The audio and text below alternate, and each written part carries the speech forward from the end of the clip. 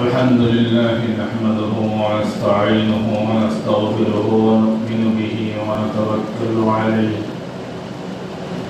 ونعوذ بالله من شرور أنفسنا ومن سيئات أعمالنا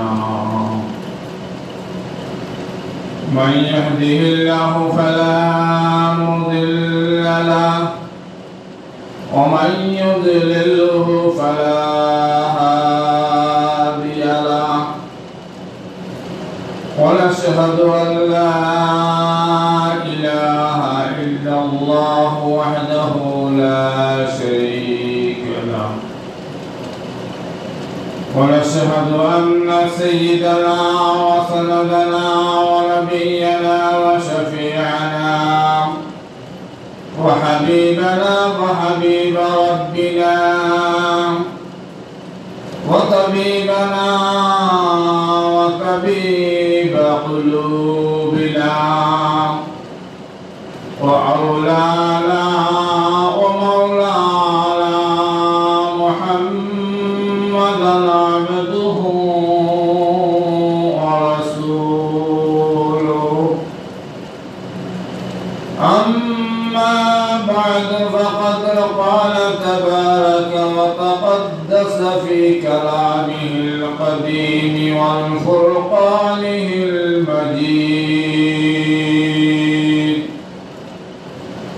أعوذ بالله من الشيطان الرجيم بسم الله الرحمن الرحيم يا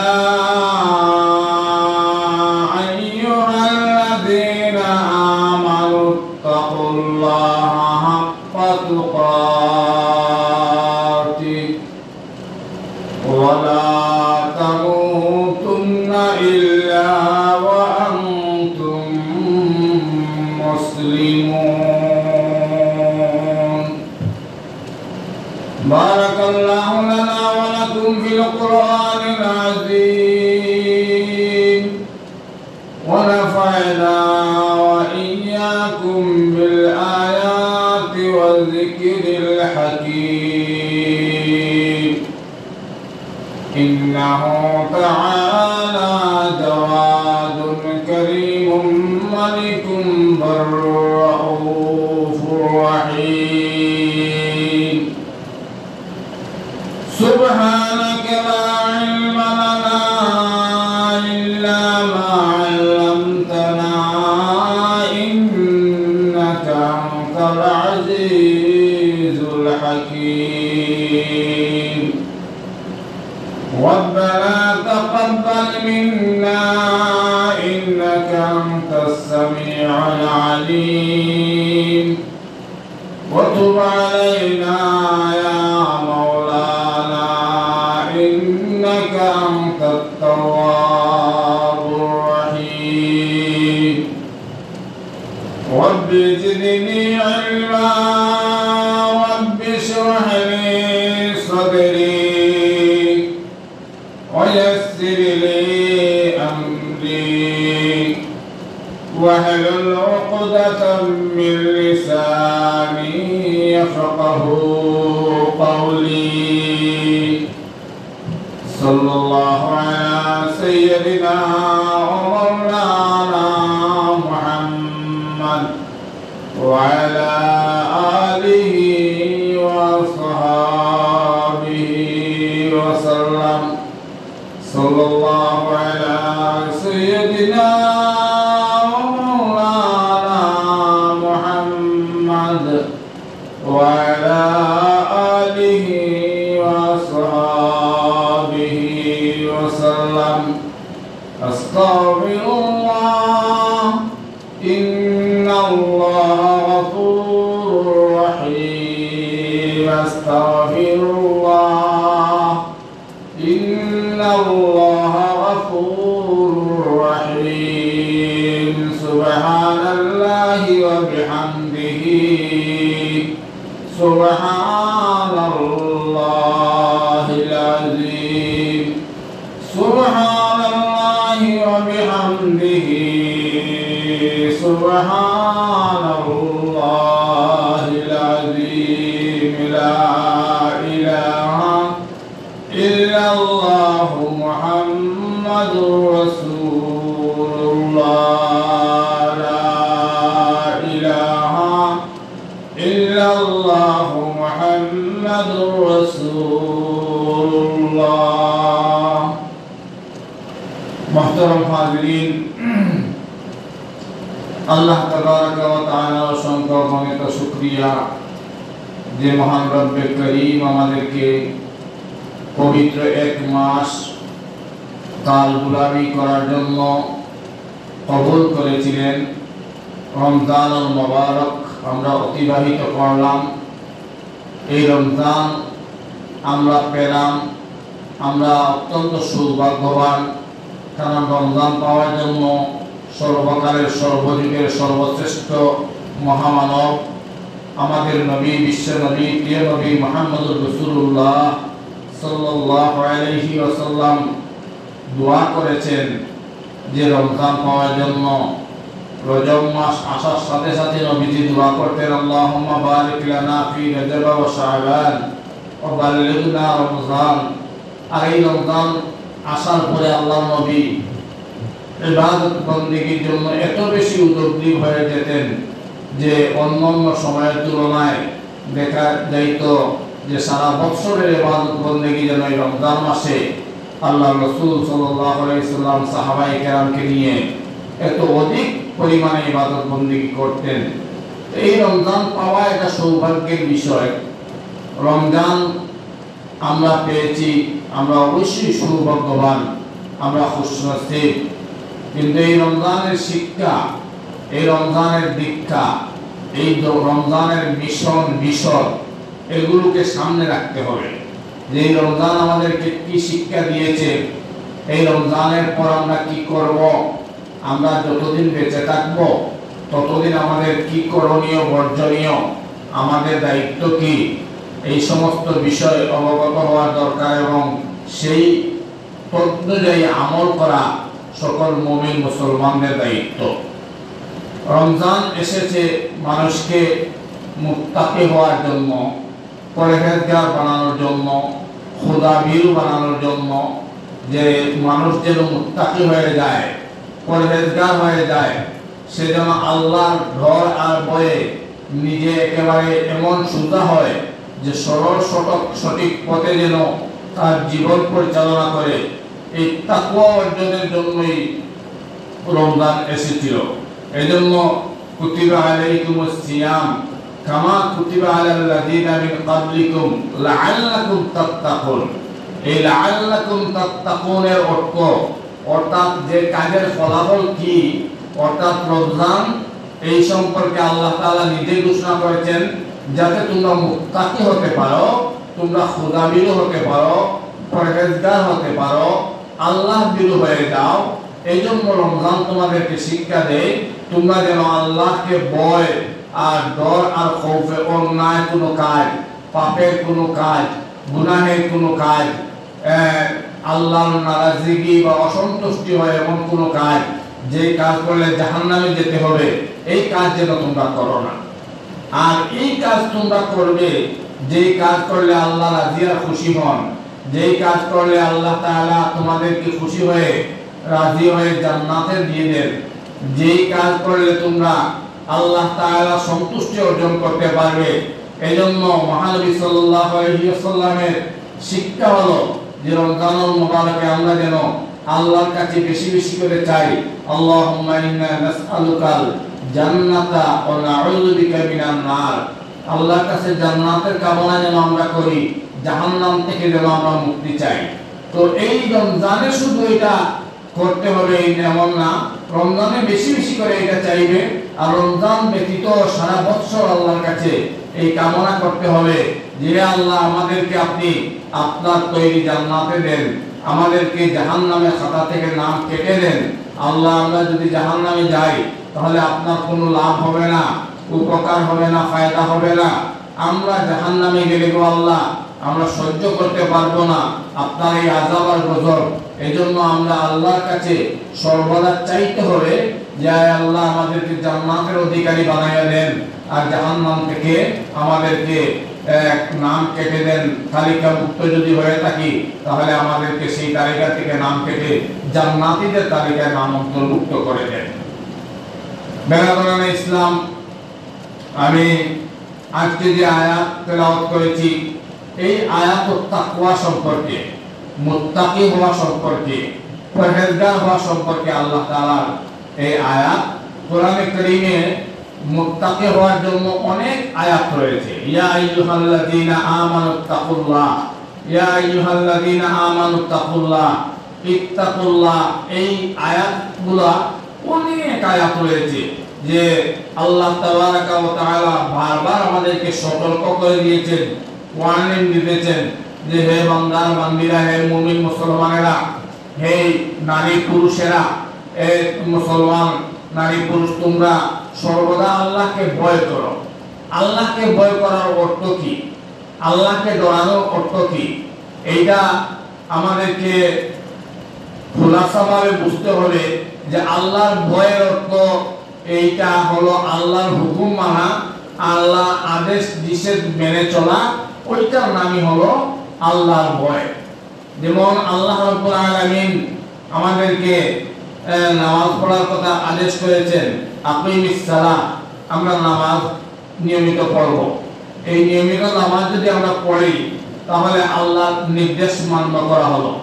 আল্লাহ তাআলা আমাদের উপর 5 ওয়াক্তের নামাজ ফরজ করেছেন। প্রতি 5 ওয়াক্তে মসজিদে আযান দেওয়া হয়। নামাজীদেরকে, মুসলমানদেরকে, মুমিনদেরকে ডাকা হয়, হাইয়া আলাস সালাহ, নামাজের দিকে আসো, হাইয়া আলাল ফালাহ, কল্যাণের দিকে আসো, মঙ্গলের দিকে আসো। তো এই যে আহ্বান করেন মুয়াজ্জিন সাহেবরা, এই আহ্বানে যারা সাড়া দেয়, যারা জবাব দেয়, এই জবাব আবার 2 প্রকার। একটা হচ্ছে আমরা আযানের জবাব দেই, যেমন মুয়াজ্জিন যখন আল্লাহু আকবার বলেন, আমরাও সাথে সাথে আল্লাহু আকবার আস্তে আস্তে বলি। এইভাবে আযানের আলফাজ বা বাক্য যেগুলো উচ্চারণ করা হয় সেগুলো আমরাও সাথে সাথে উচ্চারণ করি।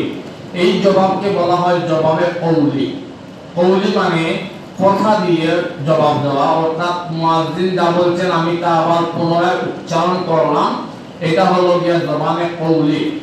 আর এটা সুন্নাত, এটা কোনো ফরজ না, ওয়াজিব না, এটা মুস্তাহাব। আর জবানে জবাবে ফেইলি, যেটা ফেইলি হলো কাজের দ্বারা পরিণত করা। মুয়াজ্জিনের আযান শুনে আমার দোকান আমি বন্ধ করে দেব, আমার কামকাজ আমি সব কিছু রেখে দিব, আমি আমার ডিউটি সব কিছু অফ করে দেব, আমি আযান শোনার সাথে সাথে মসজিদে গিয়ে হাজির হয়ে জামাতের সাথে তাকবীরে উলার সাথে নামাজ পড়ে আমি আসবো। এইটা হচ্ছে আল্লাহর নির্দেশ। এখন এমন যদি হয় যে অনেক অফিসে আমি চাকরি নিলাম, যে অফিসে চাকরি নেওয়ার কারণে আমার নামাজ পড়তে ব্যাঘাত হয়, তাহলে ইসলামের শরীয়তের বিধান হলো এমন অফিস থেকে আপনি চাকরি ছেড়ে দিতে। কারণ এই অফিসে যেখানে আপনি চাকরি করলে আপনার নামাজে ব্যাঘাত হবে, কর্তৃপক্ষ আপনাকে নামাজে বাধা দিবে, এমন অফিসে আপনার থাকার, চাকরি করার কোনো প্রয়োজন নেই। বলতে পারেন যে হুজুর তাহলে আমার সংসার চলবে কিভাবে, ফ্যামিলি চলবে কিভাবে, আমি যদি রুজি রোজগার না করে চাকরি ছেড়ে দেই তাহলে আমি চলবো কিভাবে? এইটাই হচ্ছে ঈমানের বিষয়। রিজিকের মালিক চাকরি না, রিজিকের মালিক ব্যবসা না, রিজিকের মালিক টাকা না, রিজিক একমাত্র যিনি দেন হুয়ার রাজ্জাকু যুল কুওয়াতিল মাতিন, তিনি একমাত্র আল্লাহ রাব্বুল আলামিন। তিনি সকলের রাজ্জাক, তিনি রিজিক দেন। তিনি একেবারে মানুষের শুধু রিজিক দেন এমন না, শুধু মুসলমানদের রিজিক দেন এমন না, হিন্দু, বৌদ্ধ, খ্রিস্টান, পশু পাখি, নদ নদী, খাল বিলের যে সমস্ত প্রাণী আছে, জঙ্গলের যে সমস্ত প্রাণী আছে, সকলের রাজ্জাক হচ্ছেন একমাত্র আল্লাহ তাআলা। তিনি রিজিক দেন। আপনারা যদি তাওয়াক্কুল এরকম থাকে, আপনি যদি আল্লাহর উপর ভরসা করতে পারেন যে আমার রিজিকের মালিক তো আল্লাহ, তিনি কিভাবে খাওয়াবেন সেটা তার ব্যাপার, আর আমার ব্যাপার হলো আমি তার নির্দেশ পালন করা। এই জন্য এই জমানার বড় একজন কুতুব ছিলেন, বুজুর্গ ছিলেন বাংলাদেশের, আল্লামা আমিনউদ্দিন শাইখে কাতিয়া রহমতুল্লাহ আলাইহি। তিনি সর্বদা বলতেন যে জিক্রে খোদা বন্দার কাম আর ফিক্রে বন্দা খোদার কাম। হ্যাঁ, যে আল্লাহর জিকির করা এটা বান্দার কাম, আল্লাহর জিকির করব আমরা, এটা আমাদের কাজ, আর আমাদের ব্যাপারে চিন্তা করবেন ফিকির করবেন সেটা আল্লাহর কাজ।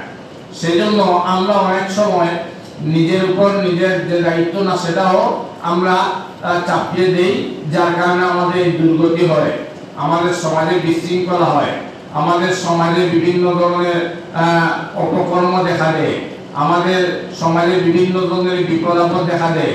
এই যে দেখলেন না কিছুদিন আগে যে শিলা বৃষ্টি হলো, একেবারে 60 থেকে 70 বছর বয়সের বৃদ্ধরাও বলতেছে যে জীবনে এরকম শিলা বৃষ্টি দেখেননি। এই সমস্ত শিলা বৃষ্টি এগুলো আমাদের জন্য গজবের সংকেত, এগুলো আমাদের গুনাহের কারণে, আমাদের পাপের কারণে, আল্লাহর অসন্তুষ্টির কারণে, যার জন্য কোরআনে কারীমে বলা হয়েছে যাহারাল ফাসাদু ফিল বাররি ওয়াল বাহরি বিমা কাসাবাত আইদিন নাস, যে এই যে সমস্ত অনিষ্টতা দেখা দিবে জলের স্থলের দিকে, নদী নালা খাল বিলে পাহাড় পর্বতে যে সমস্ত ক্ষতি দেখা দিবে, যে সমস্ত এই বিপর্যয় দেখা দিবে, এগুলো একমাত্র তোমাদের হাতের কামানো। যাহারাল ফাসাদু ফিল বাররি ওয়াল বাহরি বিমা কাসাবাত আইদিন নাস, এগুলো আমাদের হাতের কামানো। আমাদের সমাজে অহরহ বেপরদেগি চলছে, আমাদের সমাজে জেনা ব্যভিচার চলছে, আমাদের সমাজে সুদ ঘুষ চলছে, আমাদের সমাজে নৃত্য অনুষ্ঠান চলছে, আমাদের সমাজে খোদার নারাজগি অসন্তুষ্টির কাজ বেশি চলছে। প্রকাশ্যে যখন এই সমস্ত কাজ হয়, এই কাজগুলোর কারণে আল্লাহ তাআলা আযাব আর গজব দিয়ে আমাদেরকে সতর্ক করে দেন। এগুলো তো মনে করেন কোটি কোটি গুণ গজবের একটা ঝলক মাত্র, বিন্দু পরিমাণ। আর এই গজব যদি একেবারে মনে করেন এক সামান্য সিকি পরিমাণ লাগবে না, একটু সামান্য বেশি পরিমাণ দেন, তাহলে এই দুনিয়া মুহূর্তের মধ্যে নিমিষ হয়ে যাবে। তারপর তো আমাদের বোধগম্য হয় না, শুভ বুদ্ধির উদয় হয় না।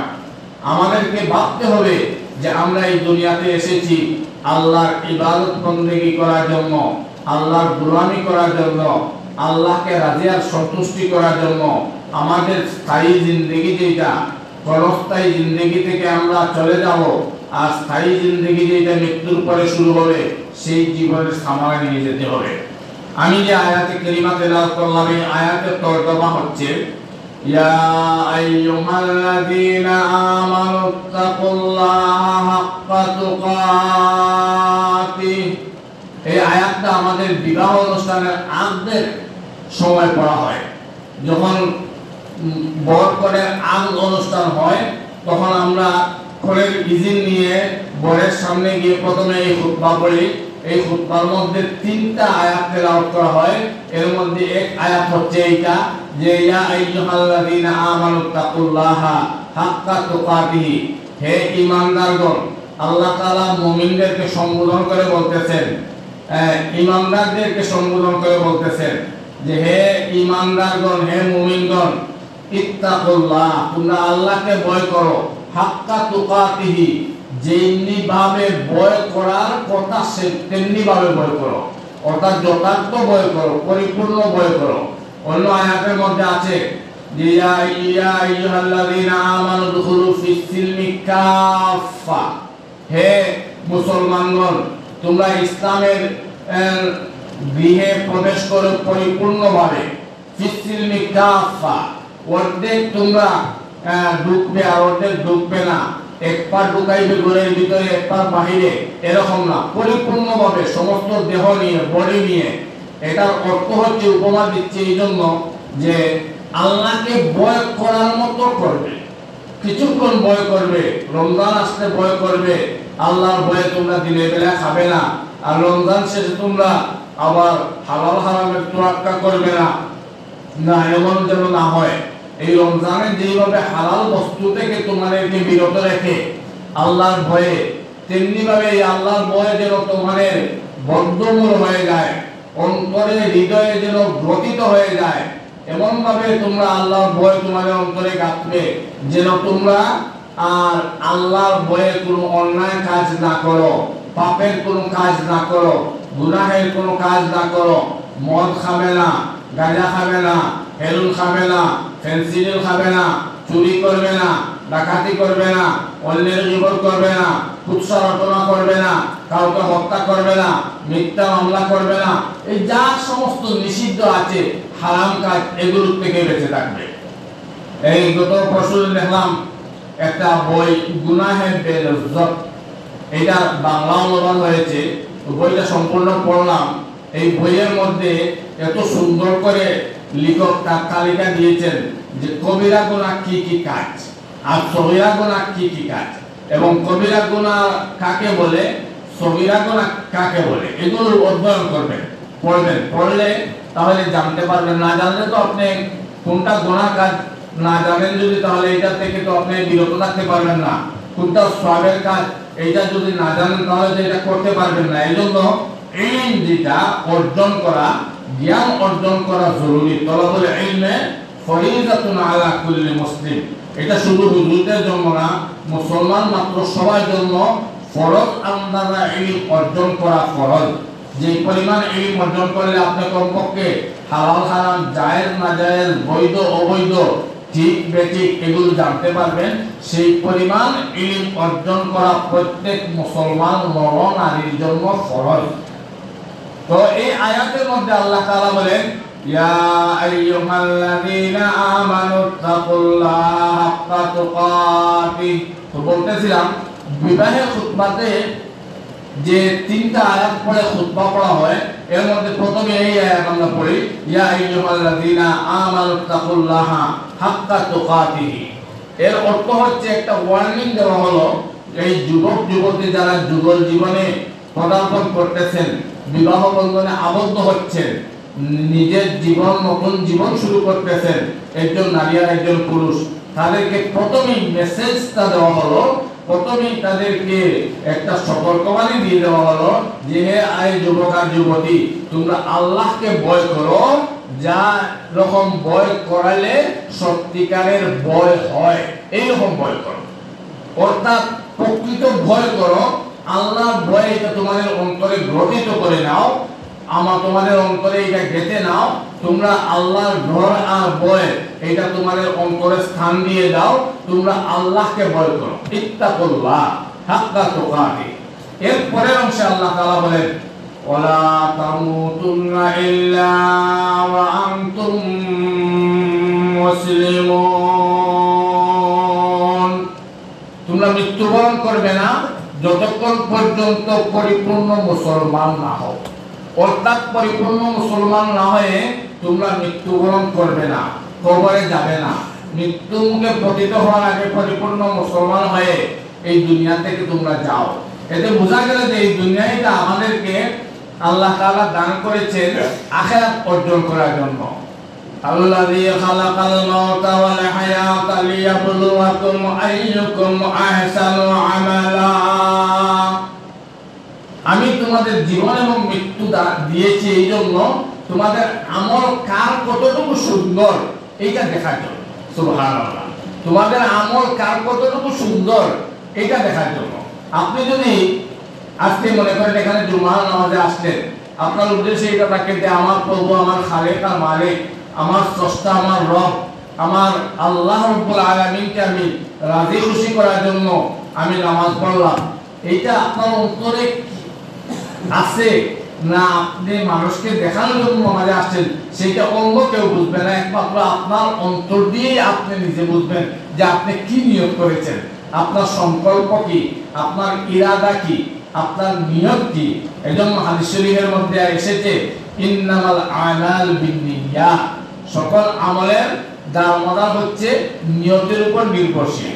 আপনি এখানে 20টা টাকা একজন মানুষকে দান করলেন, যদি আপনার উদ্দেশ্য থাকে আমার আল্লাহকে আমি রাজি খুশি করার জন্য, তাহলে আপনি এই 20 টাকার বিনিময়ে 20 লাখ টাকা সওয়াব পেয়ে যেতে পারেন। আর যদি আপনি বলেন যে না, এখানে আমি লোক দেখাইয়া একেবারে প্রকাশ্যে কিছু টাকা বাকি মানুষ আমাকে টাকাওয়ালা বলুক, পয়সাওয়ালা বলুক, ধনী বলুক, বিত্তবান বিত্তশালী বলুক, তাহলে কিয়ামতের দিন ময়দানে মাহশারে আপনাকে ডাকা হবে, এই দানশীল এদিকে আসো। আপনি আসবেন, আসার পরে হাদিস শরীফের মধ্যে এসেছে আল্লাহ তাআলা বলবেন তুমি দুনিয়াতে খুব বেশি দানশীল ছিলে? সে বলবে হ্যাঁ আমি তো অনেক দান করেছি। আল্লাহ তাআলা বলবেন তাহলে এর বিনিময়ে কি তুমি আজকে কোনো কিছু চাও? বলে হ্যাঁ আল্লাহ আমি চাই। আল্লাহ তাআলা বলবেন তোমার তো বিনিময় নেই। কেন? আমি এত লাখ লাখ টাকা দান করলাম। বলে তুমি দুনিয়াতে বিনিময়ে এর জন্য তুমি যে কারণে দান করেছিলে, তুমি দান করেছিলে মানুষ যেন তোমাকে বিত্তশালী বলে, দানবী বলে, বড় ধরনের ধনী বলে, এইগুলো তুমি দুনিয়াতে পেয়ে গেছো। যেই নিয়তে তুমি করেছিলে সেটা তোমার দুনিয়াতে অর্জন হয়ে গেছে। এখন আমার কাছে এর বিনিময়ে তোমার কোনো কিছু নেই। চিন্তা করে। আর একজন মানুষ সে আবিদ, তাকে মানে ইবাদত বন্দেগী খুব বেশি করছে, তাকে ডাকা হবে আপনি কি করেছেন? হায় আল্লাহ আমি তো দুনিয়াতে অনেক ইবাদত বন্দেগী করেছি, তাহলে এর কি বিনিময় কিছু চান? বলে হ্যাঁ অবশ্যই আমি চাই।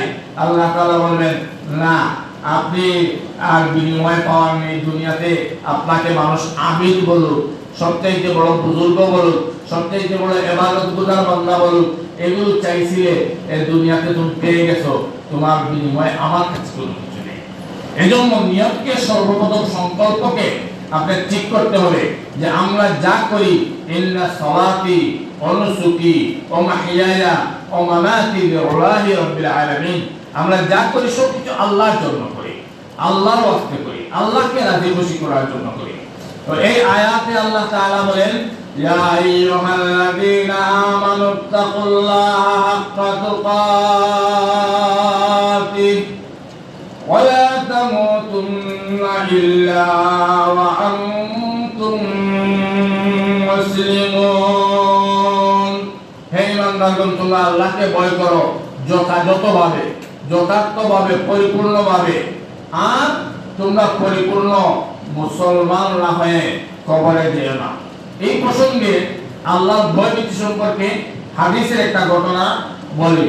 এই ঘটনা শুনলে আপনারা আল্লাহর ভয় কাকে বলে সেটা বুঝতে পারবেন। আল্লাহর ভয় হলো যেমন আপনি নির্জন একটা স্থানে মনে করেন, একেবারে এখানে কোনো মানুষ নেই, পরিন্দাও নেই, কোনো ফুকামাপড় নেই, এমন একটা নিরিবিলি পরিবেশে নীরব নিস্তব্ধ জায়গায় আপনি অত্যন্ত সুন্দরী একটা মহিলাকে পেলেন, যে মহিলার সাথে আপনি আপনার খাহিসাতে নফসানি বা আপনি অপকর্ম করতে পারবেন, এখানে কেউ বাধা দিবে না, কোনো অসুবিধা নেই, কিন্তু আপনি আল্লাহর ভয়ে এই গুনাহের কাজে লিপ্ত হলেন না।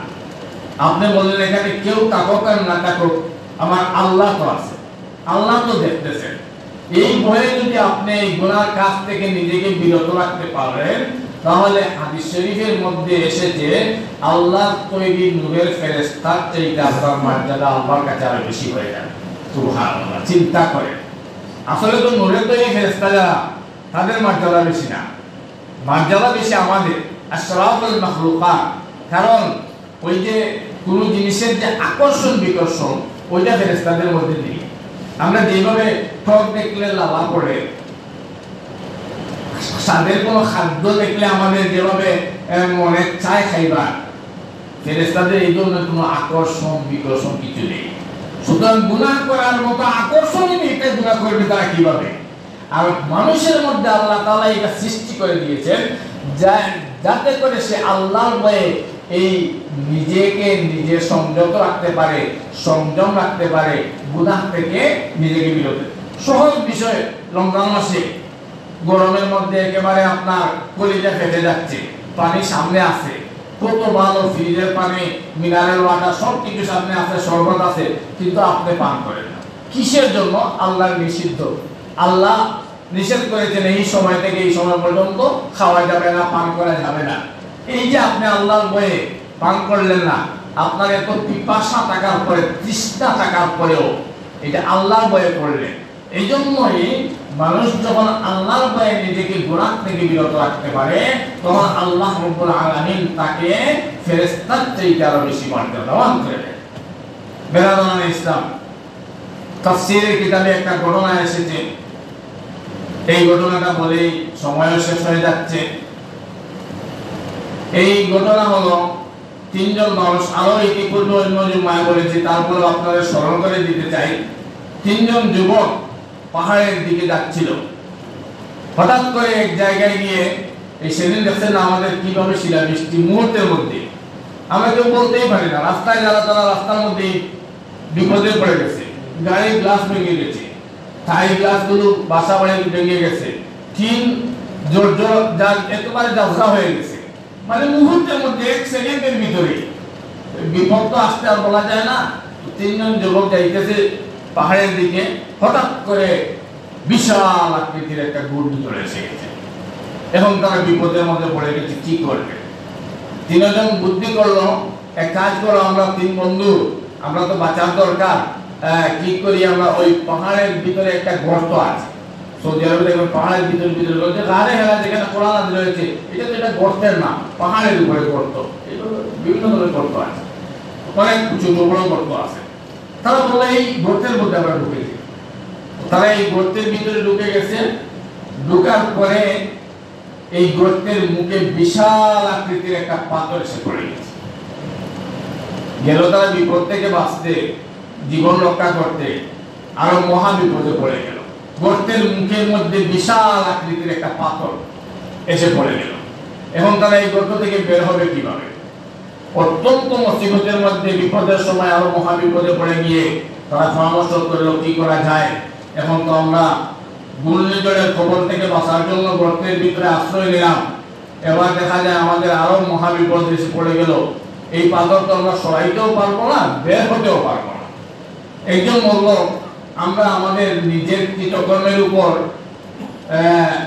স্মরণ করে, নিজের জীবনে যে সমস্ত নেকির কাজ করেছি, সওয়াবের কাজ করেছি, এগুলো স্মরণ করে করে আল্লাহর কাছে দোয়া করি। কারণ সওয়াবের কাজ যদি কোনো কিছু করে আল্লাহর কাছে প্রার্থনা করা হয়, আল্লাহ তাআলা কবুল করে। তা আমাদের কার কি আছে জীবনে? ভালো কাজ মানুষের জীবনে থাকে, একটা না একটা ভালো কাজ থাকে। আমরা একটা একটা করে ভালো কাজের উসিলা নিয়ে আল্লাহর কাছে দোয়া করি। একজন বলল, হায় আল্লাহ, আমি আমার মা বাবার জন্য খুব পাগল পালাচ্ছিলাম, আমার পিতামাতার জন্য আমি খুব যত্ন করতাম আপনাকে রাজি খুশি করার জন্য। উদ্দেশ্য হলো আল্লাহ আপনাকে রাজি খুশি করার জন্য। আমি প্রতিদিন বাড়িতে গিয়ে গাভী দোহন করে দুধ খিলাইয়া, গাভী দোহন করে দুধ দোহন করে আমি আমার আম্মা আব্বাকে আগে খাওয়াইতাম, আমার ছেলে মেয়ে স্ত্রী তাদেরকে পরে খাওয়াইতাম। এই ছিল আমার অভ্যাস। প্রথমে আমার মা বাবা খাবে, তারপরে আমার ছেলে মেয়ে, আমার স্ত্রী। একদিন আমি গাছ কাটতে গিয়ে আমার বিলম্ব হয়ে গেল, দেরি হয়ে গেছে। এসে দেখি আমার আম্মা আব্বা ঘুমিয়ে পড়েছে। আমার ছেলে মেয়েরা পেটের খিদায় কাঁদতেছে। আমি তাদের এই কাদা শুনেও তারা কাঁদতেছিল, আমি তাদের ভ্রুক্ষেপ করিনি, কর্ণপাত করিনি। আমি আমার মা বাবার শিয়রের মধ্যে দাঁড়িয়েছিলাম, তারা কখন ঘুম থেকে উঠেন আর দুধ পান করেন। তারা সকালের সময় যখন ঘুম থেকে উঠেছেন, তখন তাদেরকে আমি পান করাইলাম আগে দুধ, তারপরে আমার সন্তানদেরকে আমি পান করাইলাম। যদিও আল্লাহ এই কাজ আপনাকে রাজি খুশি করার জন্য আমি করে থাকি, তাহলে আমার এই কাজের বিনিময়ে আল্লাহ তাআলা আজকে আপনি আমাকে বিপদ থেকে রক্ষা করেন। সুবহানাল্লাহ। এই দোয়া করার সাথে সাথে পাথর 3 ভাগের 1 ভাগ সরে গেছে।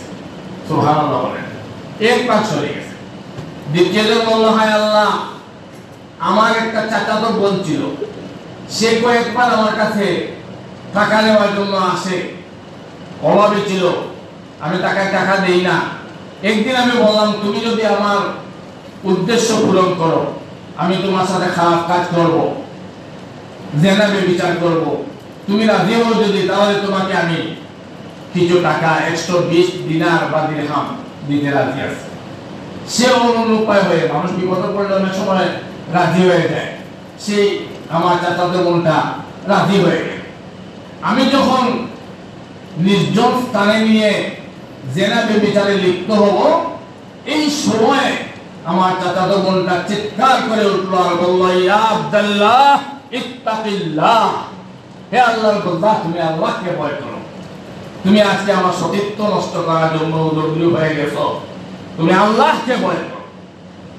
আমি তার এই আওয়াজ শুনে আপনার ভয়ে আমি জিনা ব্যভিচার থেকে নিজেকে বিরত রাখলাম। বলেন সুবহানাল্লাহ। যদি এইটা আপনাকে রাজি আর খুশি করার জন্য আল্লাহ করে থাকি, তাহলে আমাকে আপনি আমাদেরকে আজকে এই বিপদ থেকে আপনি রক্ষা করেন। এই ব্যক্তি দোয়া করার পরে পাথর 3 ভাগের 2 ভাগ সরে গেছে। সুবহানাল্লাহ। তৃতীয় ব্যক্তি বলল, হায় আল্লাহ, আমার বাসায় বাড়িতে কাজ করেছিলেন অনেক লোক, সবাই কাজের পরে তাদের পারিশ্রমিক বা বিনিময় আমি দিয়ে দিছি, আর একজন লোক সে চলে গেছে আমাকে না বলে, আমি তার পারিশ্রমিক দিতে পারি নাই, তার রুজ আমি দিতে পারি নাই। ওই রুজটা বা পারিশ্রমিকটা আমার কাছে রাইখা আমি উট বা গুড়া বা ছাগল যাই হোক আমি খরিদ করলাম। সে দীর্ঘ কয়েক বছর পরে আমার কাছে এসেছে, আর আমি তার ওই টাকা দিয়ে যে পশুগুলো কিনেছিলাম এইগুলো বিশাল আকৃতির ফার্মের মতো হয়ে গেছে। সে এসে আমাকে বলল, আপনার কাছে আমার 1 দিনের রুজ পাওনা রয়েছে। আমি বললাম, তোমার যে পাওনা, এই পাওনার বিনিময়ে আমি এইটা ইনভেস্ট করেছিলাম, এই ফার্ম হয়ে গেছে, তুমি চাইলে সবগুলো নিয়ে যেতে পারো। সুবহানাল্লাহ। আমি তখন সবগুলো, এই ব্যক্তি সবগুলো আমার নিয়ে গেল। যদি এই কাজ আপনাকে রাজি আর খুশি করার জন্য আল্লাহ করে থাকি, তাহলে আমাদেরকে বিপদ থেকে রক্ষা করুন। আল্লাহ তাআলা সাথে সাথে এই 3 ভাগের 3 ভাগই পাথর সরে গেল, তার গর্ত থেকে বের হয়ে গেল। সুবহানাল্লাহ। এই জন্য নেকির কোনো কাজ করবেন, এইটার বিনিময়ে আল্লাহ তাআলা আপনাকে বিপদ থেকে রক্ষা করবে। আর কাজ করবেন ইত্তাকিল্লাহ, আল্লাহকে ভয় করে, আল্লাহকে রাজি খুশি করার জন্য সংকল্প থাকতে হবে আপনার, যে আমার আল্লাহকে আমি রাজি খুশি করার জন্য এই কাজ আমি করতেছি, আমি দান করতেছি, আমি রোজা রাখতেছি, আমি নামাজ পড়তেছি, আমি হজ করতেছি, আমি যাকাত দিতেছি, আমি সেবা করতেছি, যা করি আল্লাহকে রাজি খুশি করার জন্য। এই জন্য আল্লাহর ভয় যদি অন্তরে থাকে, তাহলে মানুষ পাপ কাজ করতে পারে না। আর রমজান চলে গেছে, আমাদেরকে আল্লাহ তাআলা যেন সেই রমজানের শিক্ষায় আলোকিত করে মুত্তাকি হওয়ার তৌফিক দান করেন। সবাই বলুন আমিন। আর গত জুমায় বলেছি, ওই যে শাওয়ালের 6টা রোজা, এগুলো সারা মাসের ভিতরে রাখতে পারবেন আপনি। এক হাজারে রাখার দরকার নাই, 2টা করে, একটা করে রাখতে পারবেন। এই রোজাটা রাখলে সারা 1 বছরের সওয়াবের 1 বছর রোজা রাখার সওয়াব আল্লাহ তাআলা আমায় আমাদের দিবেন। আল্লাহ তাবারাকা ওয়া তাআলা আমাদেরকে তার ভয় ভীতি করে গঠিত করে সিরাতে মুস্তাকিমের উপর চলার তৌফিক দান করুন। সবাই বলে আমিন। ওয়া আখিরু দাওয়ানা আলহামদুলিল্লাহি রাব্বিল আলামিন।